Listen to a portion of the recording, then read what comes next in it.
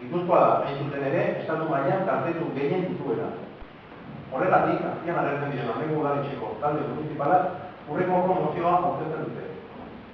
Lehena, Amaiur udaletxeak asoziazio eta kaltetuen eskaerarekin bat egiten du, eta bereziki Gipuzkoako Foru Aldundiari, Eusko Jaurlaritzari eta estatuko gobernuari eskatzen dio, behar diren neurriak eta euren esku daudenak hartzeko, asoziazio eta kaltetuak egia ezagutarazteko eskubidea bermatzeko. Bigarrena, Amaiur udaletxeak Gipuzkoako Foru Aldundiari eskatzen dio memoria historikoaren zuzendaritzari bereziki Gipuzkoako diputatu orokorraren gabinetean barne dagoena, asoziazio eta kaltetu hauekin hitzarmen bat sinatzeko laguntza ekonomikoa izan dezaten.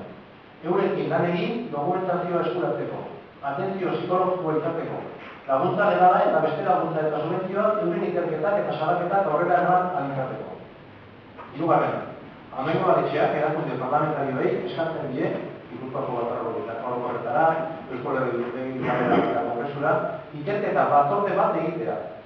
Gipuzkoako jaioberrien lapurketen kasuan egia jakinaraztea zen. Laugarrena, Amaiur udaletxeak ospital publiko eta pribatuen kolaborazioa eskatzen du. Umeen lapurketa kasuan inplikatuak daudenak eta Eliza Katolikoari, Donostiako Apezpikutari bereziki, asoziazio eta kaltetuei laguntzeko behar duten informazioa eta dokumentazioa eskuratu ahal izateko bere lorbidea erraztuz.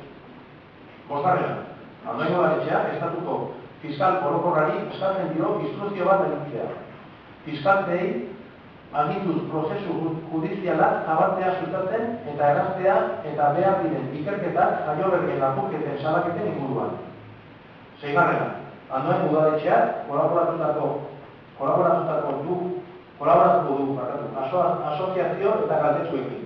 Bere arduaren barne eta gainera bere elkartasuna eta hurbiltasuna adieraziz. Egoera horretan egiten direnei, gure elkartasuna adieraziz.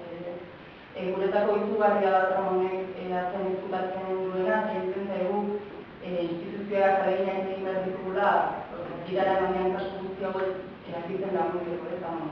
Baina bai hauka kontutan hartzen badu herrialde bat eta Nafarroa dela eta aipatu dian kasu, horren beste horretzea dela Nafarroan ere eta hain zuzen norantze datuari beldurgarriago egiten duna.